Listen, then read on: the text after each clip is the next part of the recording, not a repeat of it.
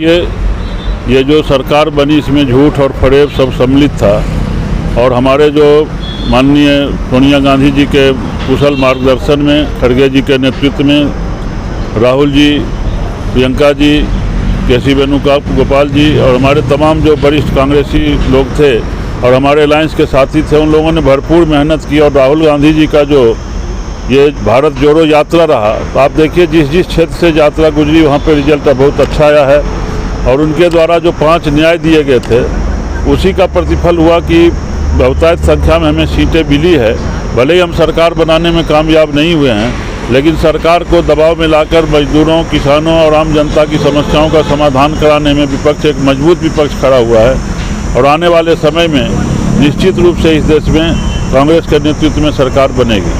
राहुल गांधी ने एक बयान दिया था जिसमें कहा था कि देश के कुछ ही चुनिंदा लोग हैं जिनके पास सारी पूंजी जा रही है, नागरिक जो है देश का वो अभी भी बेरोजगारी और गरीबी की मार झेल रहा है। सबसे नीचा तबका मजदूर का आता है जो हैंड टू माउथ होता है, कैसे होगा उद्धार?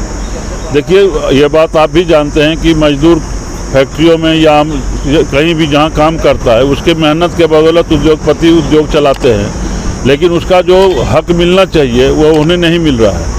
आज भी देश में न्यूनतम मजदूरी जो आप कहीं भी देखिए, चाहे मनरेगा के मजदूर हों, चाहे अनऑर्गेनाइज सेक्टर के हों, चाहे फैक्ट्री के मजदूर हों, जहाँ पर यूनियनें नहीं है वहाँ पर जो है लोगों का भरपूर शोषण हो रहा है।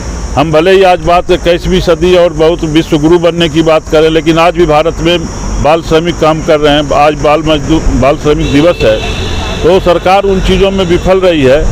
बाल श्रमिक आज किस लिए काम कर रहे हैं? आज घर में उनके खाने को अनाज नहीं है।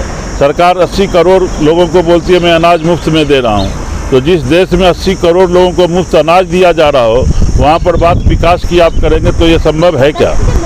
तो ये जो हुआ है, आपको मालूम है कि ये जो सरकार है ये पूंजीपतियों की सरकार है।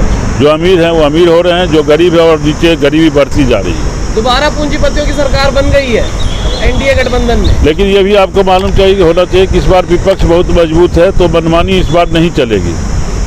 तो ग्राउंड पे कैसे इसको इम्प्लीमेंट करेंगे? क्योंकि जो संगठन है तमाम सालों से वो चलते चले आ रहे हैं, लेकिन स्थिति वैसी ही देखने को मिलती है। नहीं, संगठन चल रहे थे, लोगों के आंख पे पट्टी बंधी हुई थी, वो पट्टी अब खुली है, तभी तो इतनी मात्रा में जो सीटें मिली है। तो आगे आने वाले समय में भी हम लोग का आंदोलन जारी रहेगा और जब तक इस देश में बराबरी का हक मजदूरों को, किसानों को और आम जनता को नहीं मिलता है, तब तक हम कांग्रेस पार्टी के सिपाही के तौर पे पूरे देश में आंदोलन छेड़ते रहेंगे, इनके विरोध करते रहेंगे, इनकी गलत नीतियों को हम उजागर करते रहेंगे। और मुझे विश्वास है कि आने वाले समय में जनता इस चीज़ को जिस तरीके से अभी समझी और आगे समझकर सरकार को उखाड़ के फेंकेगी। क्या लगता है आपको कि पहले वाली कांग्रेस में और अब जो सीटें ऑलमोस्ट डबल हो गई हैं, उस कांग्रेस में कोई फर्क नजर आता है? नहीं, कांग्रेस देखिए पहले भी कांग्रेस वही ही मजबूत थी, लेकिन कुछ चीज़ें थी कि एंटी इनकम्बेंसी की बात लीजिए और कुछ चीज़ें जो इन्होंने गलत तरीके से प्रचारित किया, लेकिन जिसको इन्होंने प्रचारित किया वो एक भी चीज़ सामने साबित नहीं कर पाया कि पार्टी ने गलत किया था या कांग्रेस की सरकार ने कोई गलत काम किया था।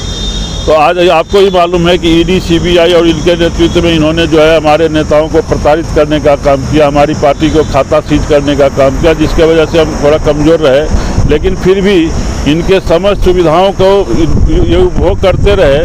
हमारे पास सुविधाओं की कमी के बावजूद भी हम इतनी सीटें लाए हैं, तो इस चीज़ को आपको मानना पड़ेगा कि देश की जनता में इनके प्रति तो आक्रोश है। अभी जो ईडी सीबीआई के छापे थे, ईडी और सीबीआई के जो छापे थे, उसमें ये कहा गया कि 90% से ज़्यादा जो विपक्ष के नेता हैं उन पे पड़े हैं। क्या आपको लगता है अब रुकेगी ये चीज़?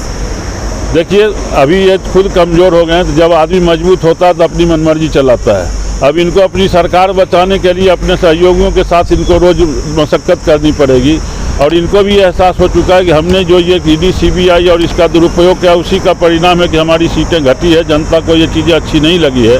तो मुझे ऐसा लगता है, मैं यही बोल रहा हूँ कि कोई गलत करता तो उसके ऊपर कार्रवाई नहीं होनी चाहिए। कार्रवाई निश्चित रूप से होनी चाहिए, लेकिन गलत तरीके से किसी को प्रताड़ित नहीं करना चाहिए। अपने पॉलिटिकल फ़ायदे के लिए किसी संस्था को समाप्त नहीं करना चाहिए। हमारी बात ये कहने की। अंत में आखिरी सवाल सर ये रहेगा, क्योंकि आप मजदूरों के लिए काम कर रहे हैं, जो लेबर मिनिस्ट्री है, तमाम कानून है, उनको क्या हिदायत देंगे? क्योंकि इम्प्लीमेंटेशन नहीं है कानून का। वही बात तो मैं पूर्व में भी आपको कहा कि कानून बने हुए हैं, पहले की सरकारों में उस कानून का परिपालन हो रहा था, लेकिन जो ये सरकार आई पूंजीपतियों के फेवर में इन्होंने कानून में बदलाव किए हैं जो कानून में बदलाव हुए हैं वो पूंजीपति के लिए फायदेमंद है। हमारी मांग सरकार से, पहले भी लड़ाई हम 7-10 ट्रेड यूनियन मिल के लड़ रहे थे, आज भी हम लड़ रहे हैं कि भाई मजदूरों को जो हक और हुकूक पिछले आंदोलन के बाद मिले हैं, उनको जो प्रोटेक्शन मिला हुआ है, उनको जो अधिकार मिले हैं, उसका उचित समाधान होना चाहिए, न कि सिर्फ फैक्ट्री वालों को, उद्योगपतियों को फ़ायदा होना चाहिए। पहले कोई अगर इंडस्ट्रीज जो है कानून का उल्लंघन करता था तो उसे सज़ा का प्रावधान था। अब इन्होंने उसे दंड में परिवर्तित कर दिया कि उनको फाइन लेके वो अपना छुटकारा कर सकते हैं। तो कोई मालिक फाइन देने से नहीं डरता, जेल जाने से जरूर डरता है। तो हमारी मांग सरकार से कि जो पूर्व के कानून थे, उस समय भी बीजेपी या जनसंघ जो था उनके सहयोग से ही वो कानून बना था। तो जब वो कानून इतना अच्छा था तो अभी उद्योगपति को फेवर करके कानून बदलने का क्या तात्पर्य है? इसका मतलब सीधा है कि गरीब को गरीब बनाना है, अमीर को अमीर बनाना है।